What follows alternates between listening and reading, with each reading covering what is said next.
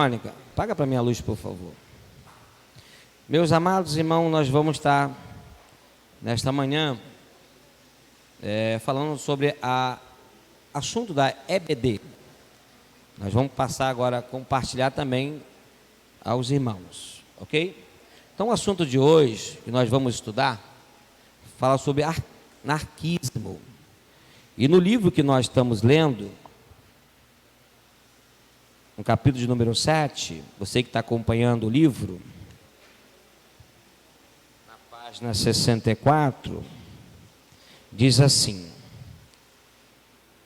como é difícil obedecer se não percebemos a autoridade de Deus.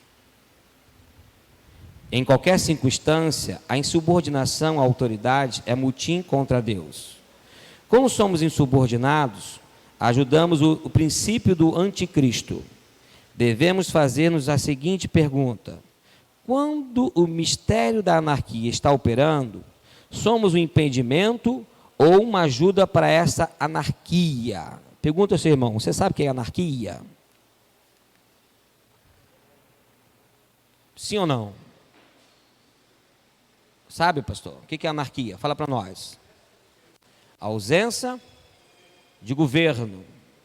Uma ausência de governo. Vamos ver, por favor, passa para mim, por favor. Ela está comigo. Obrigado.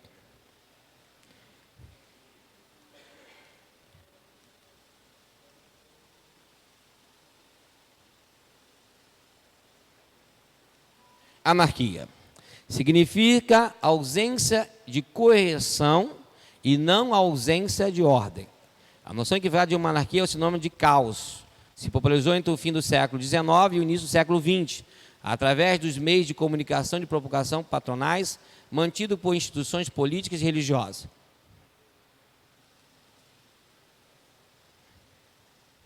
Nesse período, em razão do grau elevado de organização dos segmentos operados de fundos liberários, surgiram inúmeras campanhas anti-anarquias. Outro equívoco banal é se considerar a anarquia como sendo a ausência de laços solidários entre homens, quando em realidade um dos laços mais valorizados pela anarquista é o auxílio mútuo.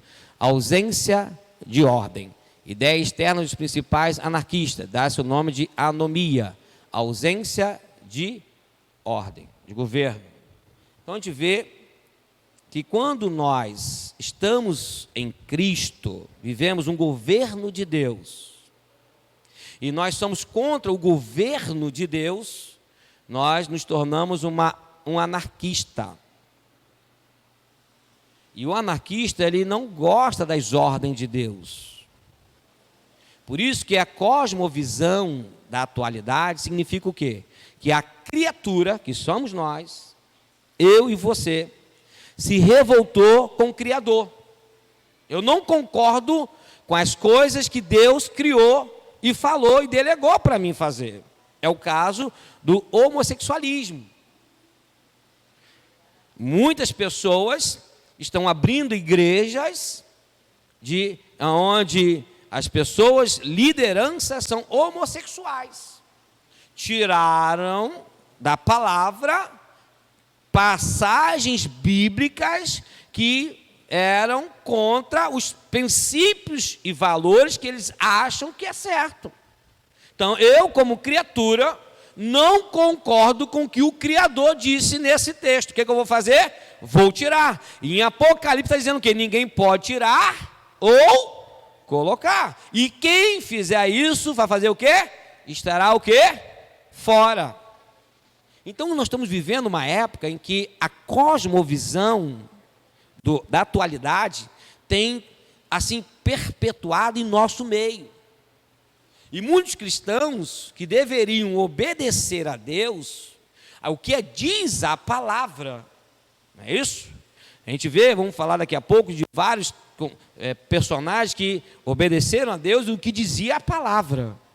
Então nós temos que obedecer o que diz a palavra, né? Então isso é muito importante para nós não nos tornarmos anarquistas, desordem, não a pessoa que é ausente de regras. Porque a Bíblia, de Gênesis a Apocalipse, é regra, ordem. Disse Deus, faça. Disse o Senhor, vai, fica. nós temos o tempo todo sido confrontados por ordens diretamente de Deus.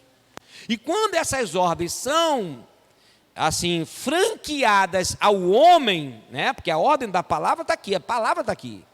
Só que o homem é franqueado a ele a passar para mim, para você, o texto, as ordens de Deus. E aí o que acontece? Eu me revolto, eu não aceito, eu não concordo, tem que ser do meu jeito, não é bem assim. Mas o que a Bíblia diz sobre isso? Está indo contra a palavra do Senhor? Tá, pastor. Então presta bem atenção. Essa pessoa é uma autoridade direta de Deus? Pense bem. Então a gente vê muito sobre isso. E aí nós temos democracia. Pergunta para o seu irmão, o que é democracia? Você sabe o que é democracia? Quem sabe pode falar? Vamos lá, pastor, esse é o aluno número 1, vamos lá. Do governo do povo para o povo, democracia, correto? Governo em que o poder é exercido pelo povo, sistema governamental e político em que os dirigentes são escolhidos através de eleições populares. O Brasil é uma democracia. Pergunto para você, irmão, é ou não é?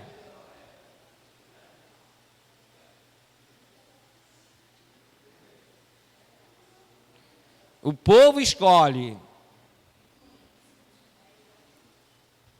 A democracia significa que nós vamos governar junto. Por isso que o político, eles criam leis e regras lá, leis que vão prejudicar a população vai para a rua, né? Se manifesta, porque aquilo não está certo. É a democracia do povo se expressar diante de alguma coisa. E aí, muitos deles voltam atrás naquelas leis que eles estavam propondo a passar pelo Senado, pela aprovação da Câmara. Então a gente vê isso acontecendo. Então nós vivemos uma democracia. E em Cristo também somos um povo democráticos. Somos democráticos. Não há uma ditadura em Cristo Jesus. Nós fomos libertos. Hoje nós somos pessoas que temos como compartilhar as porções da palavra de Deus uns com os outros. Por isso que quando você está ali numa reunião, né, ontem mesmo nós temos nossa reunião de jovens, nós temos um costume de ler a palavra e compartilhar a palavra. Onde os jovens leem e cada um escolhe um versículo, fala, a gente consegue interagir uns com os outros dentro da palavra. Isso é importante, a democracia que há dentro da igreja. Ditadura, só o pastor prega, só o pastor é o dono da verdade e ninguém mais vai subir no púlpito, só quem fala é ele. Ele é o dono da bola. Isso não é democracia. Democracia é quando a igreja de Cristo também tem a oportunidade de outros irmãos estarem pregando a mensagem. Vê semana passada, quem pregou na Santa Ceia? Quem foi? Pergunta, irmão, quem foi? Um diácono. Tinha, acima desse diácono, tinha 2 pastores que estavam e um missionário. Olha aí, o pastor presidente, o missionária, 2 pastores auxiliares, e logo lá embaixo vem um quê? Um diácono. Gente, pela hierarquia, isso não pode acontecer. Tem 2 pastores auxiliares, tem uma missionária, o diácono. Democracia é isso. Democracia cristã é isso. Aonde você e eu temos todo o direito de estarmos aqui neste lugar pregando a palavra. Democracia. Então isso faz parte do contexto cristão. Nós temos que ser democráticos, né? Numa reunião, não é só aquele líder do departamento que é o dono da verdade, ele vai franquear as opiniões. Claro que a decisão final de quem? Do líder, mas ele ouviu os conselhos de cada irmão, democracia. Então a igreja é democrática. A igreja que não é democrática, ditadura, ela perde mais do que ganha. Então nós não somos dono da igreja. O dono da igreja é Cristo, Ele é o cabeça. Nós somos o corpo. Então por isso nós, como igreja de Cristo, também vivemos um governo democrático. Claro que quem é um cabeça é o Cristo, que está, a sua ordem já está onde? Nós temos que simplesmente segui-la. Eu vou pregar, o diácono vai pregar, você vai pregar uma palavra, tem que estar onde? Na palavra. Democracia. Né? Porque às vezes a pessoa acha, na igreja não é democracia não. É só o pastor. Não, não é uma verdade. Se fosse uma verdade, eu nunca franquearia este lugar para um diácono pregar numa Santa Ceia. Nunca. E o pastor auxiliar também já pregou aqui uma vez na Santa Ceia. Sim ou não? Estão entendendo o que é uma democracia? Monarquia. Governo em que o chefe supremo pode ser o rei ou a rainha. Se fosse monarquia aqui, né? O pastor é o rei dessa igreja, né? Gente, maravilha, né? Tipo de governo em que o poder supremo é exercido pelo rei até que ele morra ou renuncia, e neste caso os seus descendentes diretos assumem o poder. Nós não somos também uma monarquia. Eu não sou o rei dessa igreja. No dia que eu morrer, terá um conselho da igreja que com certeza vão escolher, eleger um novo pastor presidente ou uma pessoa responsável. Claro que tudo com prudência e exercício daquela pessoa com a igreja, não é qualquer pessoa. Então isso é muito importante. A gente vê o governo. O governo, eles tentam de eleição em eleição, o que o partido que ganha passa para o outro, mas que continue sempre o mesmo partido. A gente vê isso acontecendo muito. A coroa do rei, o único monarca dessa igreja, quem é? Cristo. É o único rei dessa igreja. É o rei dos reis. E quando ele não perde, o único que não perde o trono neste lugar é Cristo. Ele vai reinar essa igreja, porque ele é o alfa e o ômega, o princípio e o fim. Então o único rei nesta igreja é Cristo. O único que não perde o lugar, o único que não perde o trono, é Ele. Uma coisa que eu quero que você entenda, eu quero que uma frase que você anote para mim, por favor, é o seguinte: toda liderança tem um prazo de validade. Anote para mim, você que está estudando comigo a escola dominical. Toda liderança tem um prazo de validade. Vamos repetir? Toda tem um prazo de validade. Nós não somos absoluto. Nós não vamos ser eternos como líder. O pastor Anderson não é um líder absoluto. Não é um líder eterno. Tem um prazo de validade. Enquanto esse prazo de validade não funciona, não termina, ele está em bom estado para ser consumido. Você vai comprar lá vamos dizer assim, um pão de queijo, e aquele pão de queijo está escrito lá, prazo de validade. Você ignora olhar o prazo de validade daquele produto, e aí você bota lá no seu freezer. Aí quando passa 3 meses, você vai comer aquele pão de queijo com prazo de validade vencido. O que vai acontecer? Ele vai se tornar uma bucha. Vai botar lá no forno, ele não vai ter a mesma qualidade que um pão de forma teria no prazo de validade. Ele vai inchar e você vai comer eles macio. Quando passa a validade, ele vira uma bucha. Ele não incha, ele vai até assar lá no forno, mas por dentro ele está fora de validade. A mesma coisa é a liderança. Enquanto está no prazo de validade, nós vamos estar prontos para servir e ser consumido. O líder, ele é consumido. Deus criou o líder e deu a ele um prazo de validade. Agora, a igreja vai comer desse prazo de validade, vai usar você. Os seus liderados vão te consumir. Mas se você não entender isso, você não vai compartilhar o produto que é você, líder.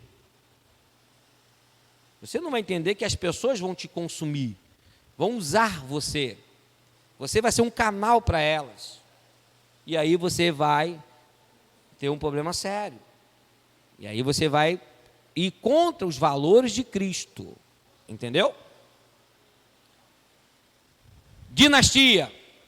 Processo de sucessão ao trono de reis e soberanos de uma mesma família, dinastia real, sequência hierárquica, hereditária ou não, de indivíduos que possuindo a mesma função, se sucedem no poder, dinastia de diplomata, dinastia de pastor. A gente vê isso com o rei Davi. Davi, o reino de Davi, tinha uma dinastia que passou de pai para filho. Quem sucedeu o trono de Davi? Absalão. Então isso faz parte muito no livro dos reis. Você vai ver lá no livro dos reis que quando morria um rei, o filho ficava no lugar daquele pai.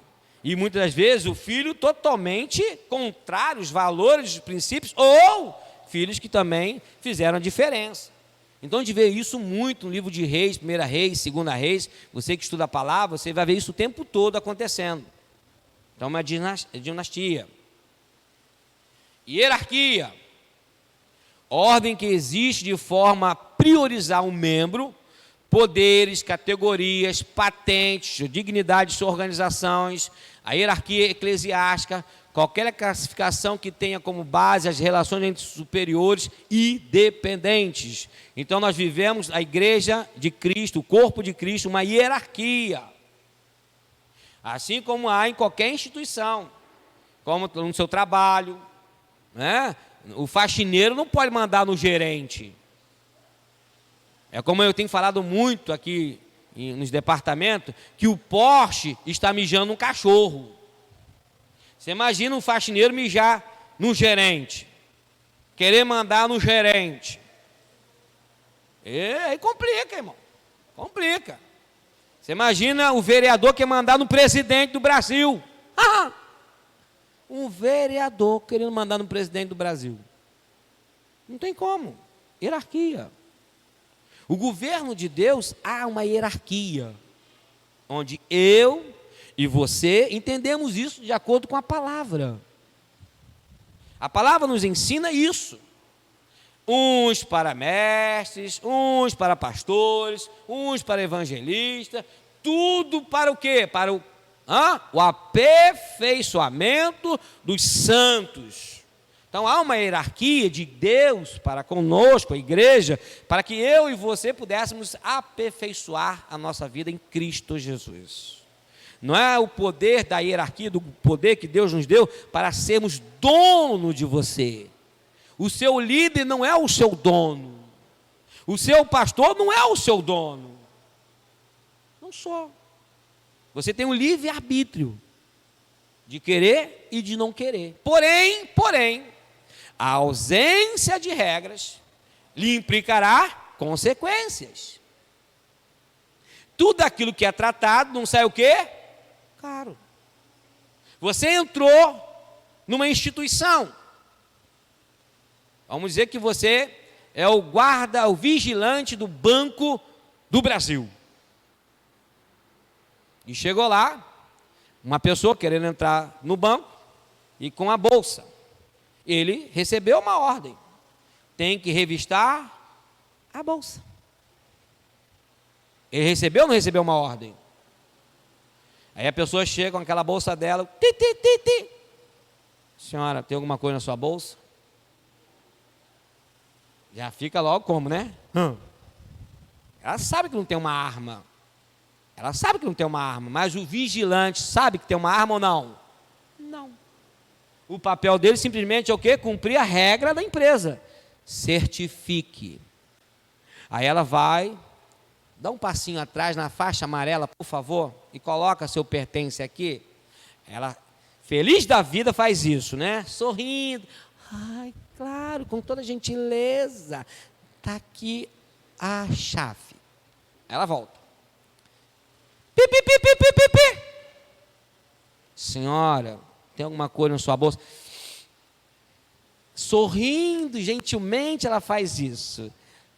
Ah, desculpa, senhor, tem sim uma moedinha aqui. A senhora pode voltar na faixa amarela? E ela volta. E ele está lá com uma senhora, mas ele tem que cumprir o quê? Regra. Verifica, certifica. Aí ele pensa assim, mas é uma senhora. Pô, mas será que uma senhora vai andar com uma arma, uma pistola? A mente daquele funcionário passa inúmeras coisas ao mesmo tempo.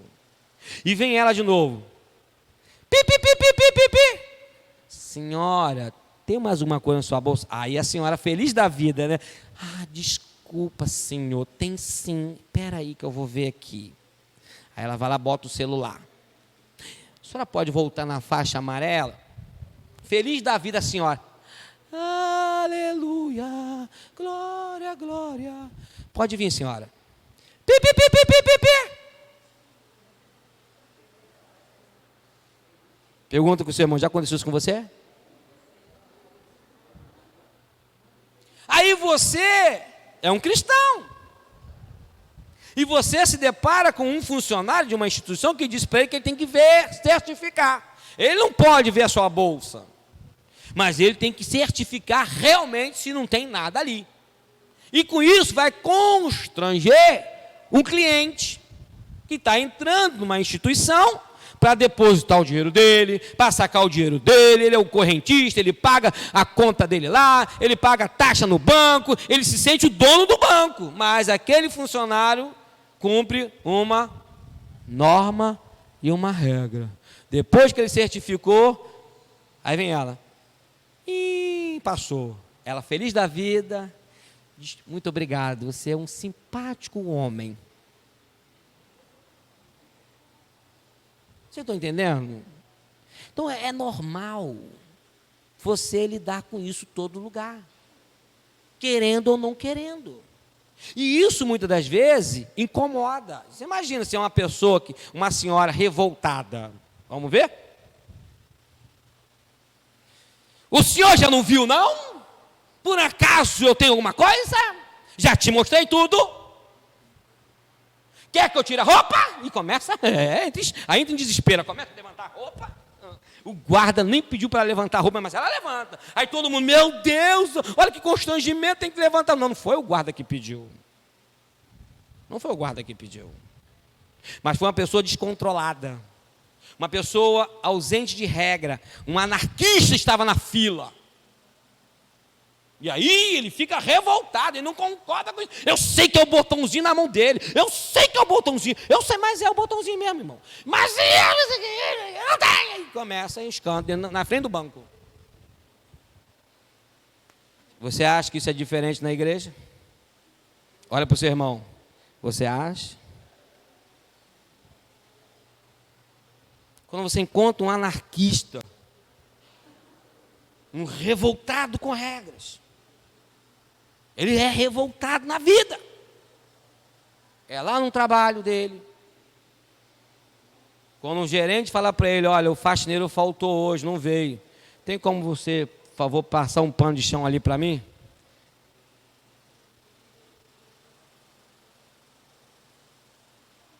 Eu não sou faxineiro. Eu não ganho para ser faxineiro. Eu não estudei para ser faxineiro. Você pensa que ele vai limpar? Não. E o patrão vai fazer o quê? Vai obrigar ele, pega aqui a vassoura, infeliz, e limpa isso aqui? Não, claro que não. Legal. Chegou, a empresa precisa mandar alguém embora. Aí ó, o diretor diz assim, olha, gerente, preciso cortar, diminuir a folha de pagamento, a empresa está precisando conter despesa e precisamos mandar 3 funcionários embora. Aí eu pergunto para o seu irmão, quem vai ser o primeiro?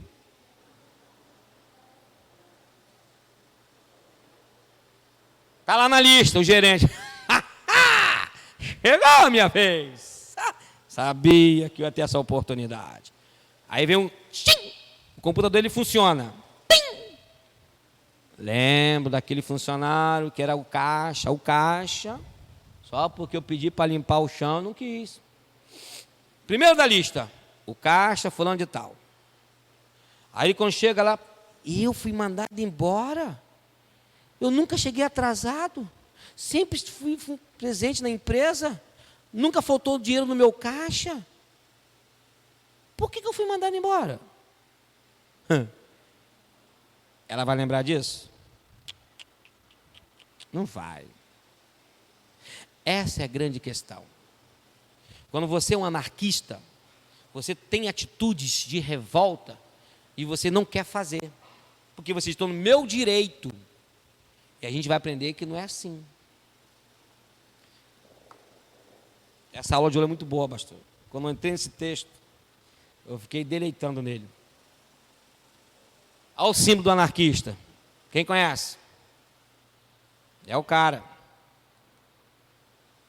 Aquele que botar as mãos sobre mim, para me governar, é um usurpador, um tirano. Eu declaro meu inimigo. Não tenta mandar em mim, não. Não coloca a mão em mim, não. Não queira mandar no que eu vou fazer, o que eu deixo de fazer, não.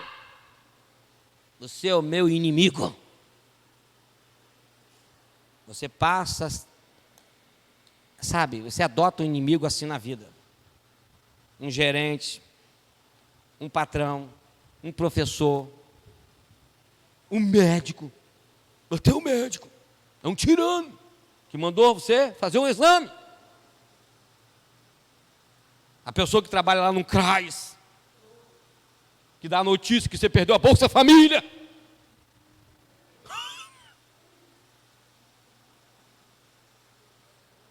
É o seu inimigo. O professor, o pastor, o diácono, o presbítero. Porque ele tentou governar você. Tentou te dar uma direção na tua vida. E aí, irmão? É interessante. É um usurpador, um tirano. Eu declaro meu inimigo. E qual é o inimigo dos homens, irmão? Nossa luta não é contra a carne e nem contra o sangue. Catuca o irmão, dá um copo d'água para ele, por favor. Aleluia. Oh, Jesus. Foi muita intercessão essa madrugada. Homem de oração é assim. Eu era assim também, irmão. Lembro.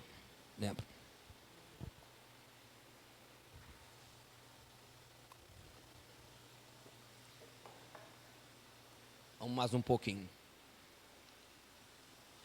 Vamos ler comigo o livro de Juízes 21, 25. Agora liga para a minha luz, por favor.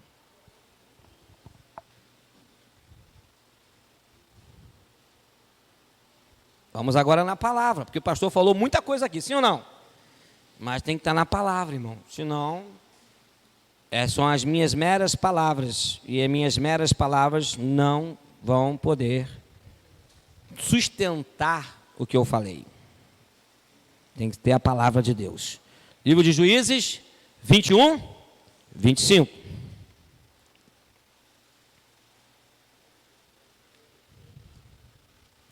Quem achou pode me ajudar, por favor, a ler? Dá um microfone para essa irmã que eu não estou ouvindo nada. Me ajuda aí. Aqui, pega aquele meu sem fio e me dá aquele meu de sem fio e passa esse aqui para o irmão. Mas enquanto isso, por favor, passa o microfone. Ah, já guardou? Mas ele acha lá. Pega lá, dá o microfone para a irmã. Outro lá, por favor. Enquanto isso. A gente vai compartilhar hoje a EBD, irmão. Nós estamos aqui na EBD, na Escola Bíblica Dominical. Professor Anderson. Está dando aula agora. Isso. Me ajuda aí. Você que já achou, irmã Simone, por favor. Naqueles dias não havia rei em Israel, porém cada um fazia o que parecia reto aos seus olhos. Olha que lindo. Olha que lindo, irmão. Não havia uma monarquia. Naqueles dias não havia uma monarquia, um rei. Quem era o rei? Ele. Quem era o Todo-Poderoso? Ele. E cada um fazia o que era torto, sim ou não? Não, irmão. Não. Fazia o que era reto. O que era reto? O que vinha de Deus para o homem. Esse é o plano original de Deus, irmãos. Que Ele governe a nossa vida. É o original. O plano do Senhor é que Ele governe a minha vida e que eu corresponda com retidão a Ele. Por que Enoque andava com Deus e não passou pela morte? Porque Enoque andava com Deus todos os dias da sua vida. Por que Noé foi escolhido, um homem, para construir a arca? Quais foram as características, as qualidades de Noé? Vamos lá, quem pode me ajudar? Livro de, fala lá de Noé. Vamos lá, gente, alunos, vamos lá.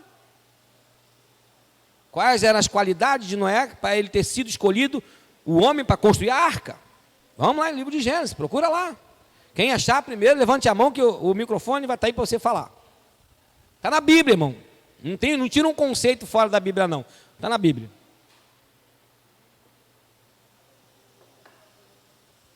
Quem achou?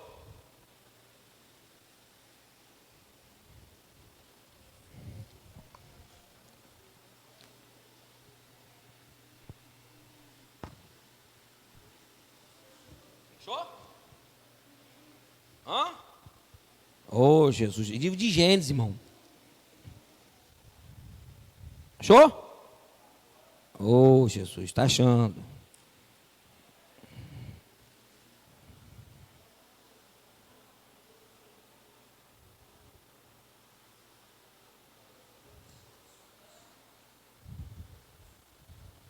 Vamos, gente.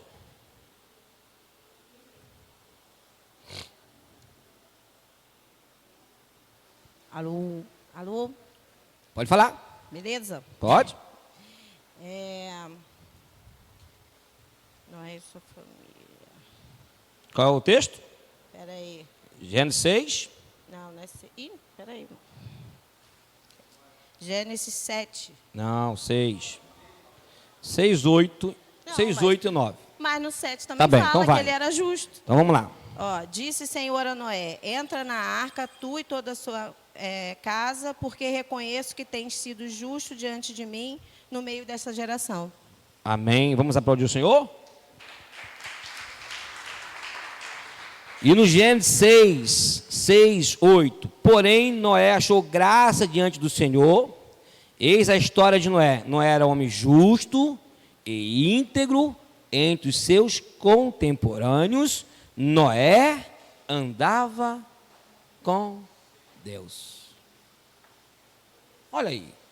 Então não precisava de um rei, não precisava de alguém que pudesse, vamos agora ser governado por fulano, beltrano, ciclano. Não, quem me governa é Deus. Esse é o original.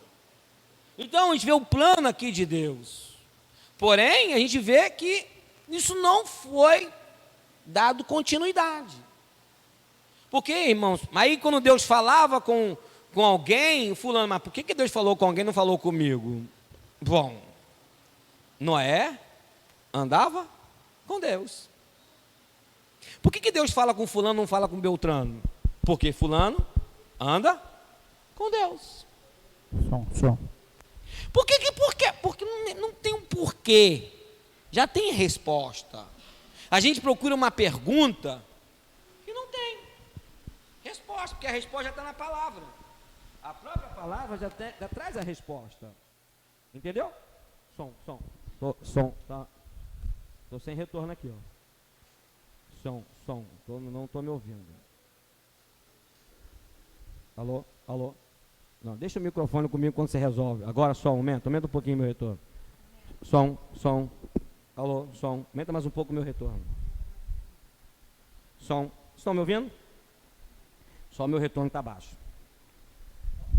Então a gente vê aqui que a importância do homem, da importância do homem andar com Deus. Porque quando nós andamos com Deus, irmãos, não precisa eu me preocupar com liderança. Porque eu sei que aquilo que vem... Desliga para mim. Aqui, pode ligar. Aquilo que vem... Desliga o ventilador para mim. Aqui, esse aqui, só aquele. Porque aquilo que vem do homem para a minha vida, eu já entendi que aquilo que vem de você para a minha vida, porque vem de Deus. Porque Deus governa a minha vida. Eu sou governado por Deus. Independente que eu esteja nesse mundo de construção que nós estamos vivendo hoje, em que tem um governador, tem um presidente, tem pastor, tem apóstolo, tem bispo, enfim, independente de quem quer que seja, esteja ocupando esse lugar, o meu governo é dele. Quem governa a minha vida é ele, e eu obedeço a Deus. Se Deus falou, eu vou fazer.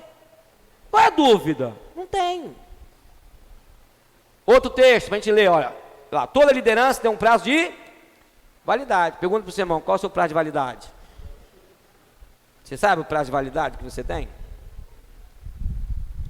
Nós temos um prazo, irmão. Enquanto Cristo não vier, o prazo de validade está em dia. Quando Cristo vier e arrebatar a sua igreja, eu não vou lá estar no céu como um pastor. Lá no céu, Jesus, um momentinho só, eu trouxe aqui as minhas ovelhas. Paz, pastor. Paz, minha irmã, pode entrar.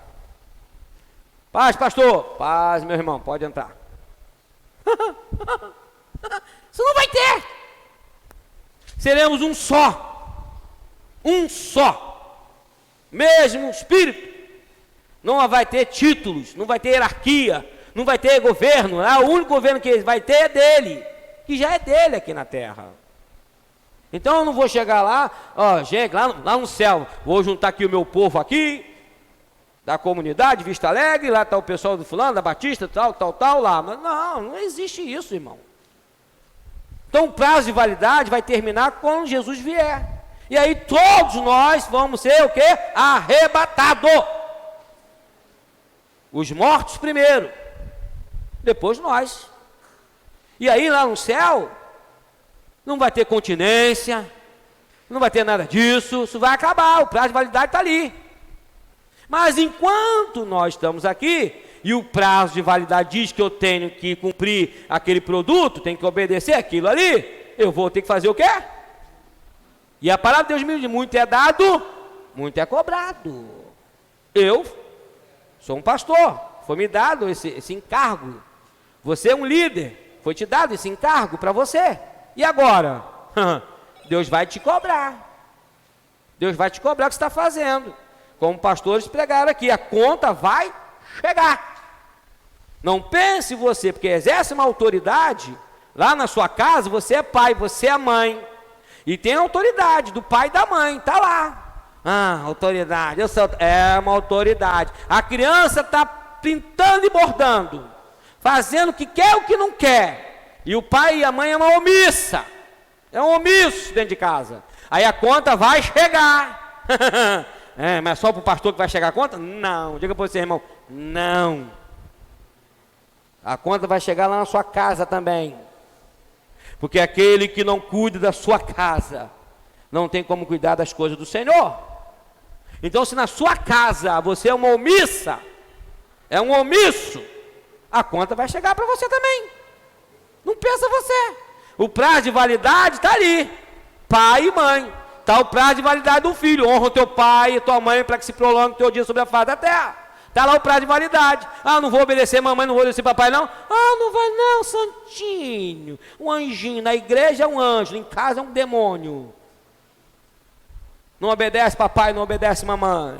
Mas o prazo vai chegar. Vai chegar, a conta vai chegar. Mas não tem como. Não existe como. Juízes 8, 22, 23, vamos lá? Quem achou pode me ajudar? Dá um microfone para o irmão, por favor. Livro de Juízes 8.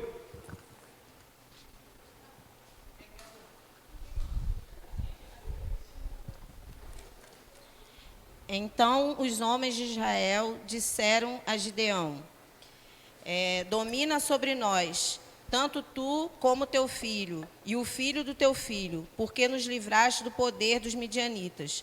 Porém, Gideão lhes disse: não dominarei sobre vós, nem tampouco meu filho dominará sobre vós. O Senhor vos dominará.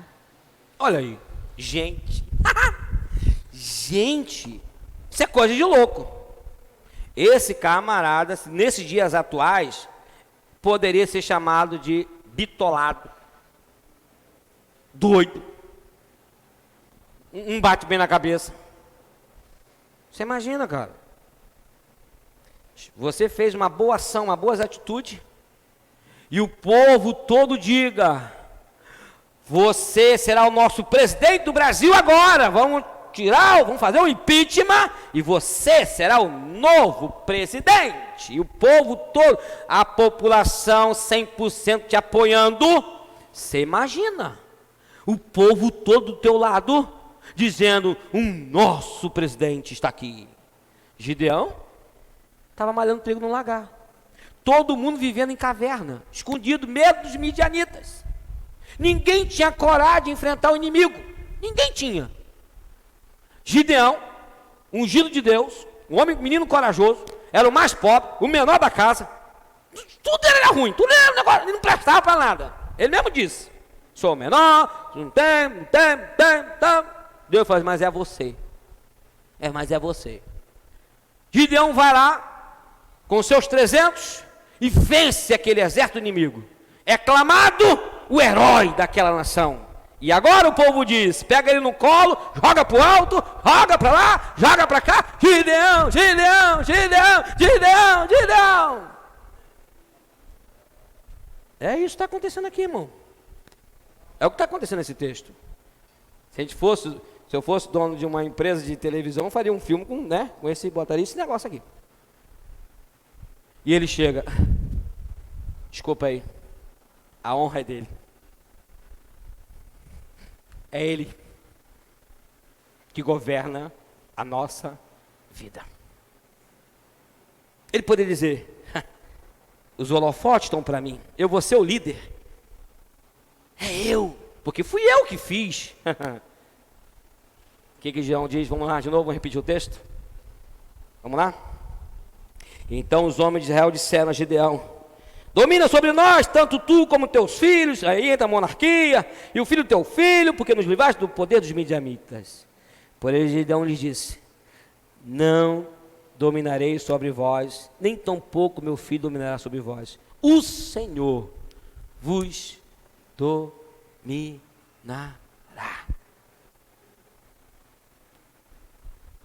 Você entendeu? Gideão entendia o plano original.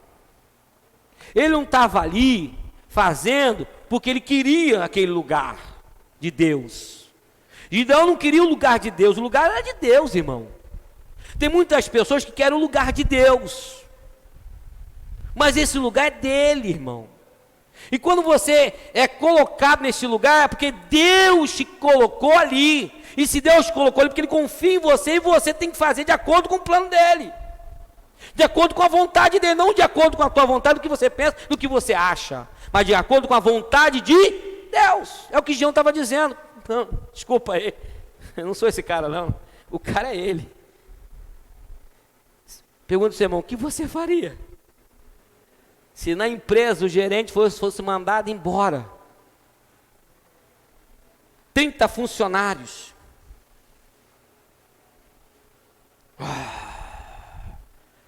Aí os 29 dizem: não, é o fulano. Eu mesmo, você é o gerente. Você já perguntou se esse é da vontade de Deus? Porque muitas pessoas querem o lugar, querem o cargo, mas não quer o encargo. Diga para o seu irmão: cuidado com o encargo. O cargo é bonito. O cargo é bonito, gente. Um cargo de pastor, um cargo de diácono, líder de departamento. Isso é muito bonito. Todo mundo chegar, tá ali, ó o diácono, ó o pastor, ó o líder. Poxa, privilégios. Pô, é muito bonito o cargo, gente. É lindo demais. Mas o encargo e a cobrança e as coisas que tem que se abnegar, viu que eu falei aqui, ó, sábado, eu quando chego na sexta, eu fiz, sábado está chegando. Eu olho para sábado e domingo e falo, sábado está chegando. O domingo vem aí. A gente aprende muito no radical. O domingo vai chegar. É o encargo. Esse é o encargo. Que muitos líderes não querem, só quer o cargo, quer o título, o nome de ser chamado de pastor, né? O cara quer isso, quer o nome de ser chamado de diácono, ele quer ser diácono, mas que diácono é esse? Que presbítero é esse? Que missionário é esse? Nós estávamos aqui no chat, no negócio das irmãs, não, do pastor Adriano Ias, agora, aqui das escolas de professores, e tinha várias pessoas de outra igreja aqui. Aí, me cercaram ali fora. Pastor? Sou pastor? Sim, sou. Quero parabenizar essa irmã. Eu, por quê? O senhor tem um ouro na sua igreja. Eu, é?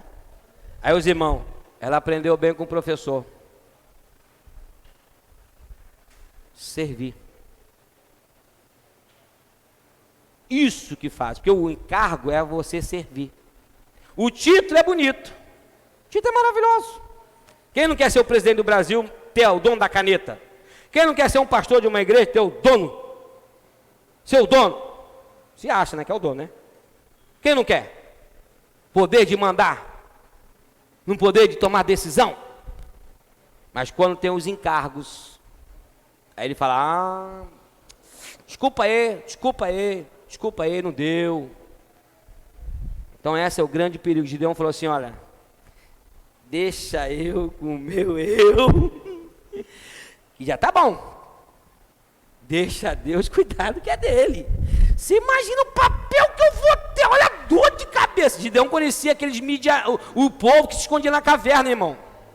Você acha que Gideão não conhecia aquele monte de gente na caverna escondido falando mal de Deus, irmão? Falando do que não prestava, o que deixar de prestar, irmão. E você imagina Gideão o quê? Eu vou liderar esse povo? Tá doido. Vou nada, é Deus. Deus é teu, a conta é tua. Olha a dor de cabeça que Moisés teve para liderar aquele povo para sair do Egito. Quanta dor de cabeça Moisés não teve? Se irou. E Deus falou, não vai entrar na terra prometida. Só porque, não vai entrar. Olha só, olha o problema de Moisés. Gideão pensou, com a inteligência, papai, quero continuar só te ouvindo. Governa, eis-me aqui. Essa é a grande diferença. Vamos ver mais um texto? 1 Samuel 8, de 4 ao 7, quem pode me ajudar? A Verônica? Quem pode me ajudar? Quem achou? 1 Samuel.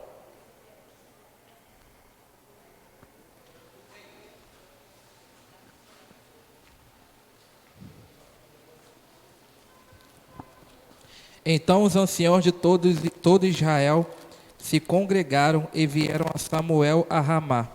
E lhe disseram, vê, já estás velho, e teus filhos não andam pelos teus caminhos. Constitui-nos, pois, agora um rei sobre nós, para que nos governe, como o têm todas as nações. Porém, esta palavra não agradou a Samuel, quando disseram, dai-nos um rei, para que nos governe. Então Samuel orou ao Senhor. Disse o Senhor a Samuel, atende a voz do povo em tudo quanto te diz, pois não te rejeitou a ti, mas a mim, para eu não reinar sobre ele, segundo todas as obras que fez desde o dia em que eu o tirei do Egito até hoje, pois a mim me deixou, e a outros deuses serviu, assim também o faz a ti. Amém. Olha só, a quebra do plano original. O modelo é quebrado aqui. Gideão vivia sob o modelo de Deus. Noé vivia sob o modelo de Deus. Enoque vivia sob o modelo de Deus. Porém, os homens já estavam enfadados, enjoados de terem um representante de Deus, porque Samuel era profeta, juiz também, e eles não queriam que as coisas que eles faziam fossem direcionadas por Deus. Porque, irmão, quando nossa vida é direcionada por Deus, irmão, não é a minha vontade, é a vontade dele. Enganoso é o coração do homem. Então, o povo estava cansado de Deus dizer assim, para aí, não é por aí não. A palavra é aqui, vem cá. O povo estava cansado de queimar sacrifícios, ofertas pelos pecados deles, um atrás do outro, porque eles não conseguiam dar conta. Então o que era mais fácil? Sair do original e ter uma pessoa que eles pudessem, debater.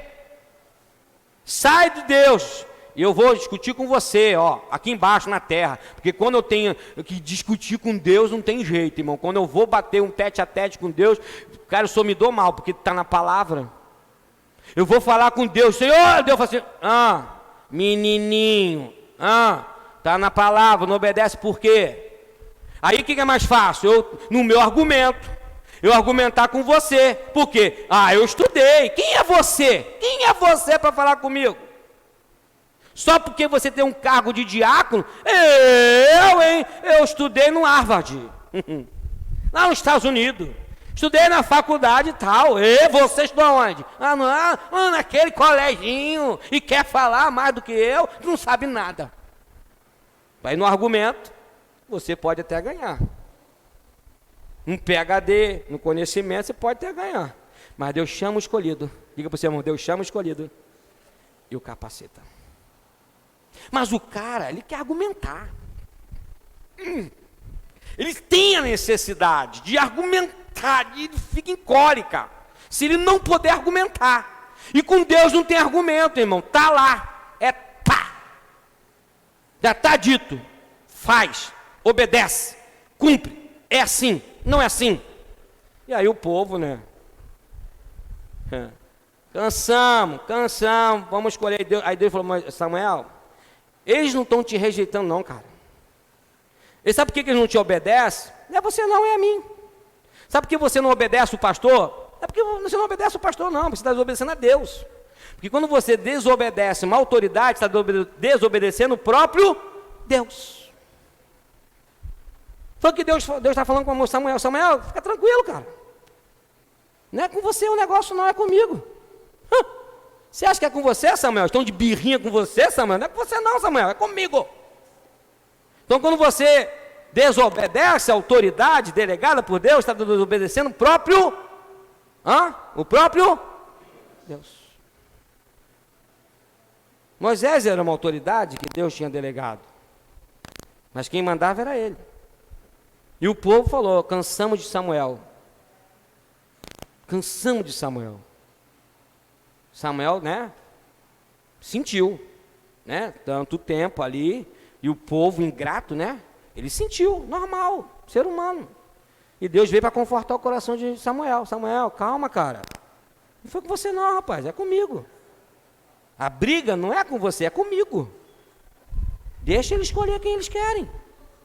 Tá bom, vai lá, escolhe lá, eu vou aprovar. Mas será que é o que Deus queria? Pergunta para o Samuel, é o que Deus queria? Sim ou não?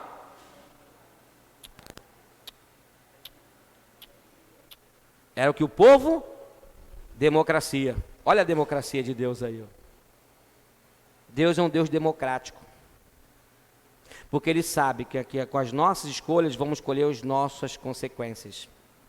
Por isso que a palavra diz, aquilo que o homem planta, ele colhe. Ele é democrático, Deus é um Deus democrático. Se ele não fosse democrático, ele não deixaria a serpente entrar no jardim. Ele que criou todas as coisas. Você acha que ele deixaria a serpente entrar no jardim para tentar Eva e Adão? Se ele não fosse democrático? Não.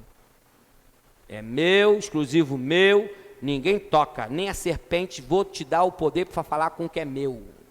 Não. Democrático. Deixou o livre-arbítrio para o ser humano que ele criou. Quem ele criou? O livre-arbítrio. Só que o homem é um grande problema.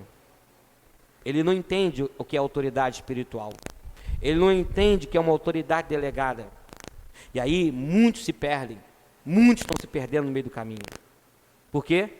Estão indo contra a autoridade de Deus. Meus amados, nós vamos terminar agora a primeira parte. Vamos parar para um café. Se você quiser continuar para a segunda parte, que a gente vai terminar 11 horas essa lição, você pode continuar. Mas se você quiser ir embora, democracia. Você não se sinta obrigado. Fique à vontade. Vamos estar de pé?